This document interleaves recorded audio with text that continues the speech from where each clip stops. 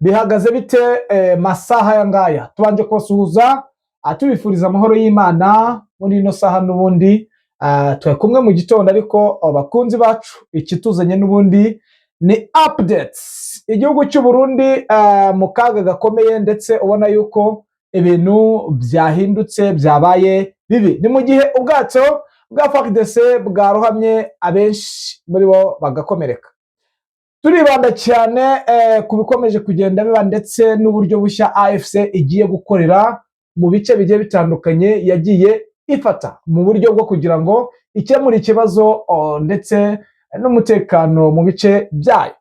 Ku murongo wa telefone turi bwakire umuroko Ivoma atubwira uko bihagaze nyuma yaho n'ubundi gahunda zikomeye zagiye zigaragara mu masaha y'ijoro ndetse no mu rukerera aho abasirikare baba FDNB buri imisozi miremire ya Uvira urumva rero kugeza wenda maginga ya hari icyari kiri gukorwa niyo mpamvu tuje kugira ngo tubapdatinge uko situation imeze. Ni mu nkundire rero tuze tubane turebere hamwe uko ibintu bimeze, turebe umutekano maginga ya umeze. Ni mu gihe ibi byose bikomeje kugenda bigaragara uyu munsi ariyo tariki yo kubahiriza agahenge yatanzwe na Perezida Tshisekedi ufatanije na Perezida wa Angola, aho n'ubundi ku itariki y'uyu munsi 18 aribwo agahenge kari kuba akemejwe. Ni munyemere rero tuze tubirambure turebe uko byifashe ku butaka bwa Repubulika ya Demokarasi ya Kongo muri ino saha. Bakunzi bacu reka tubanze tubashimira ubufatanye mutugaragariza. Ikindi kandi wowe uje mushyashya nta kindi usabwa no gukanda kuri subscribe, nyamuna mukore kuri like kugira ngo tubone recommendation biduha imbaraga natwe tujye tubapdatinga nkuko twabibasezeranije. Ni igitondo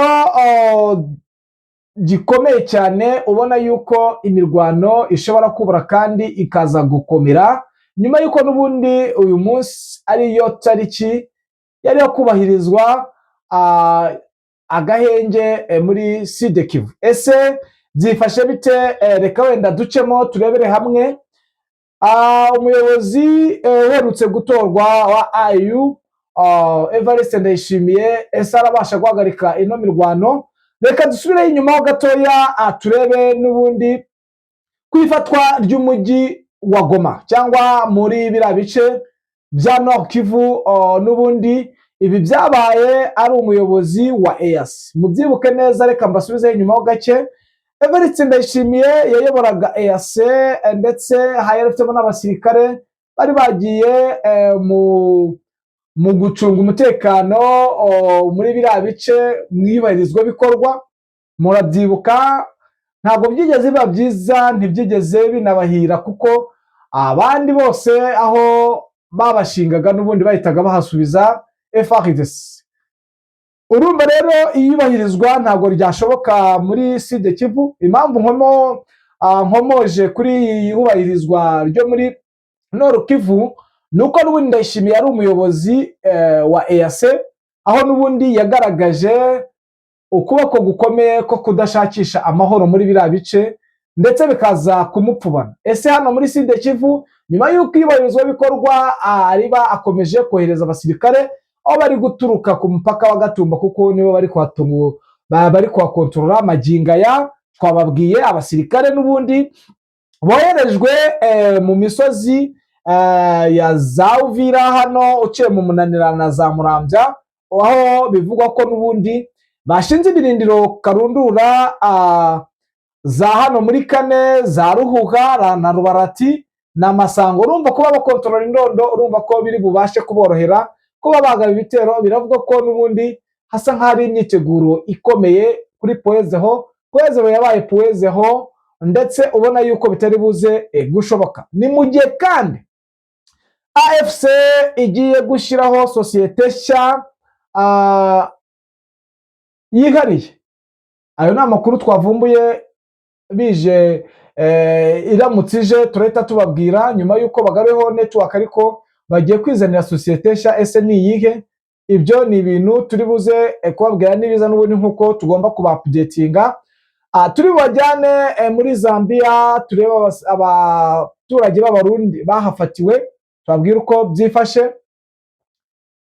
Ubwo rero nk'ubundi mbere y'uko turebera hamwe y'ibyo byose by'ubwato n'impanuka yabaye, reka tubanze tujye ku murongo wa telefone twakira Umuroko Informa atubwire how situation, kuko ikibanze ni ukumenya uko biba bimeze, kuko amamaga ambwira ko situation ihagaze, kuko nanjye ntagomba mworoheye kugira ngo na updating mwebwe nk'uko abantu benshi bagiye babisaba. Nawe niba hari ibyo ushaka udaciye mu gikari wenda sinzi, wanyandikira nta kibazo nkajya nkubwira uko situation imeze. Ku murongo wa telefone rero turi kumwe n'umunyamakuru wacu uherereye muri biriya bice, Bwana Bizima. Bwana Bizima, wongeye kuramuka? Aramutse neza.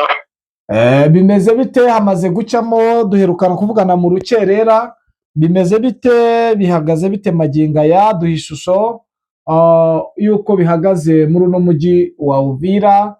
Bivugwa ko bishoboka ko agahenge katari bwubahirizwe, nyuma y'uko n'ubundi uyu munsi ari tariki ya nyuma yo kubahiriza agahenge. Bihagaze gute? Byifashe bite?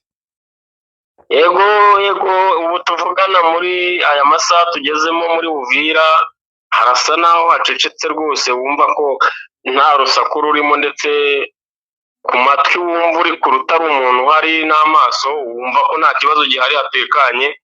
Ariko mu ijoro ryakeye habayemo ikintu kimeze nk'aho ari nk'igitero cyari kigabwe mu buryo butunguranye. ubona ko ku baturage ndetse n'abantu basanzwe atari uburyo bwo kwinjira wakumenya amakuru yenda bitewe n'uburyo waba wayatohojemo, cyari nk'igitero cy'ibanga gisa naho kirimo ubwenge bwinshi, kuko ubona ko hano harimo Wazalendo na FDL ndetse n'ingabo za FARDC n'abarundi bake, ariko ubona ko n'ubundi bo amabwiriza bafite nuko nta murundi ukenewe kuba akiri hari, uretse ikintu cy'izariro utamenya cyabiteye kuba bakirimo, ariko bafite puresha cyane yo kuba uyu mujyi batakiwurimo.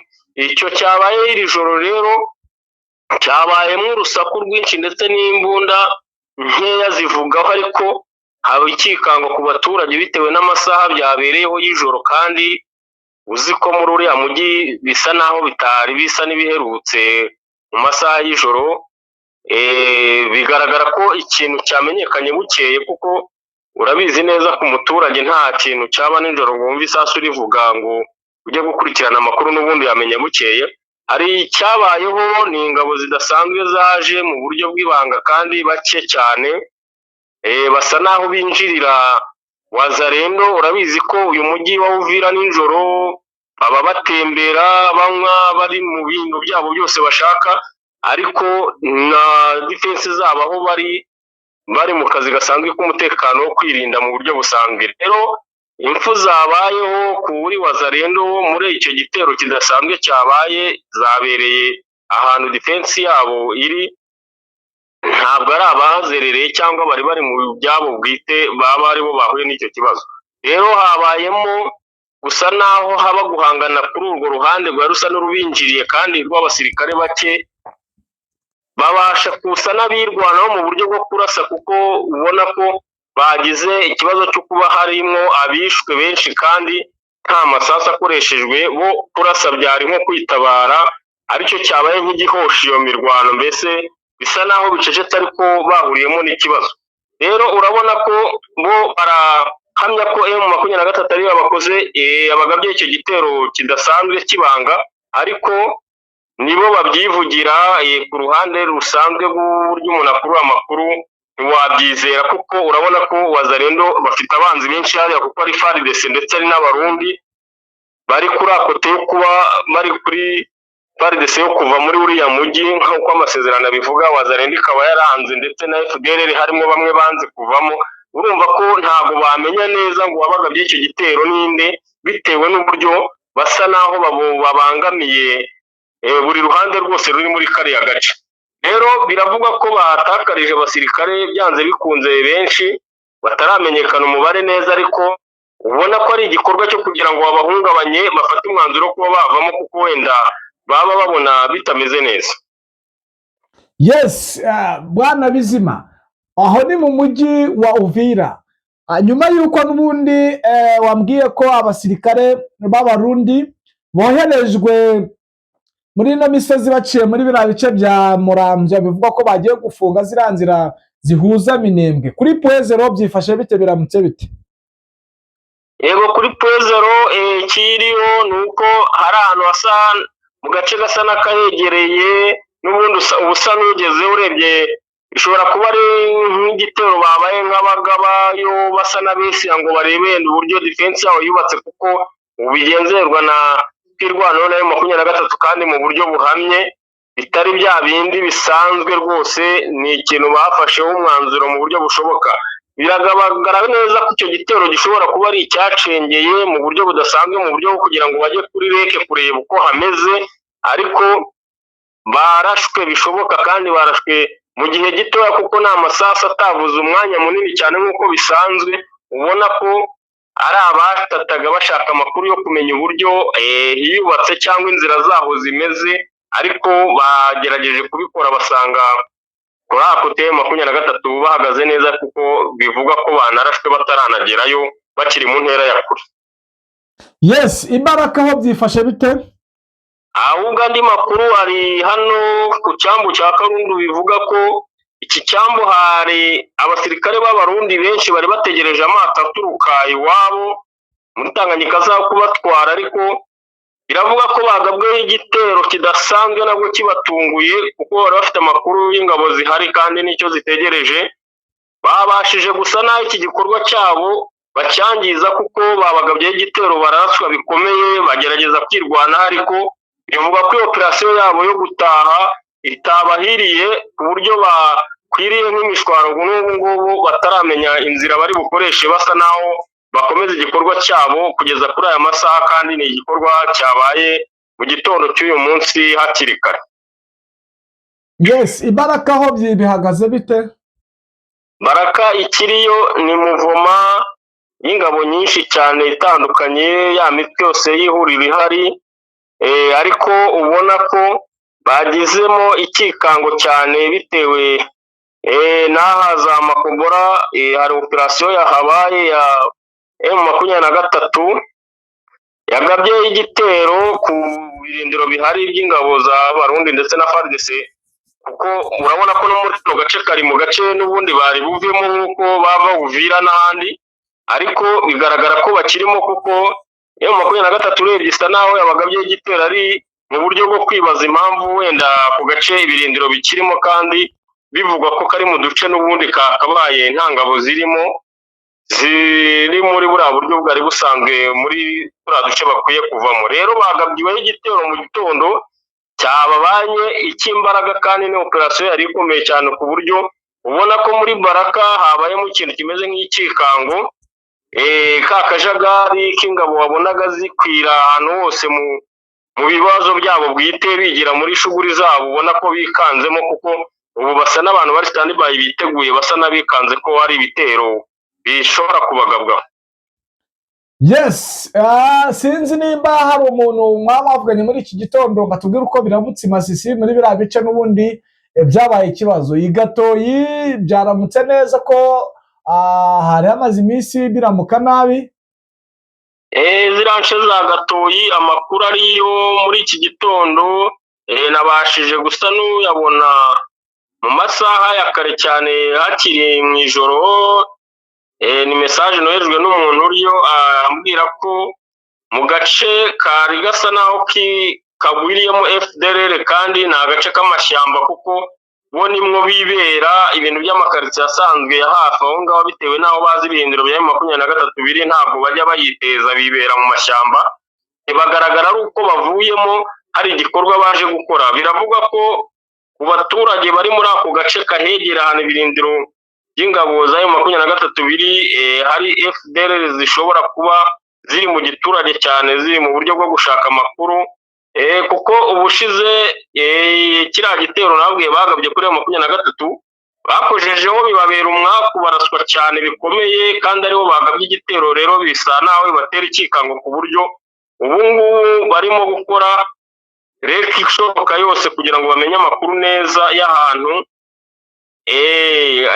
M23 idiporoyinze muri ibyo bice, kuko ubundi bo bari bazi defense imwe, ariko bajya kuraswa baratunguwe, barashwe n'ingabo ndetse zisa n'izaho zabateza mbushi, basa n'abasubiye inyuma mu buryo baketse ko bashobora kuba hari indi defense bafite muri icyo gice bari batazi. Rero biragaragara ko harimo ubutasi bwinshi cyane kuri FDLR bashakisha amakuru ya deployment za M23, ariko ku magingo aya ngaya nta bitero baragerageza kongera kugaba. Muri ako M23 bafite umugambi w'uko iryo shyamba barimazemo igihe FDLR, kandi yahagize ibirindiro bikomeye, bafite operasiyo zo kuba babisenya muri iyi minsi mike cyane. Yes, ngaho rero reka tugushimire, ukomeze uturere uko byifashe muri Minembwe, nimba hari ikiri buhinduke. Urumva ko hari imyiteguro. Bwana Bizima, reka tugushimire, uze turaza kuguhamagara tukubaza uko situation ihagaze magingo ayo, kugira ngo tuupdating abakunzi bacu. Yego, murakoze. Yes, namwe rero reka tubashimire ufatanye mutugaragariza, ariko mbere ho gatoya reka tubabwire ikintu gikomeye cyane ku bwato, impanuka ikomeye ya FARDC, aho bwarohamye abenshi bapfuye abandi barakomereka. Ntago hari hamenyekana icyateye impanuka y'ubwo bwato. Ikindi nuko abarundi 85 bafatiwe muri Zambia, ariko muri abo barundi 85 nababashe gufungwa, abandi babiri bo basanze bafite ibyangombwa. Urumva ko Zambia yatangiye umukwabo ukomeye, ariko urabona ko abarundi aribo bamaze kubamo benshi muri biriya bice, aho nakubwira ko maginga ya bikomeje kuba bibi cyane, ndetse bitari buze korohera igihugu cy'u Burundi kugarura no mutekano, kandi ntibiri bushoboke kuko bigaragara ko nubundi harimo imyiteguro igiye itandukanye. Bakunzi bacu, ni munyemere rero nsoreza ahangaha, nubundi update zo nakagaruka tuze gusubira mu makuru yacu aheruka.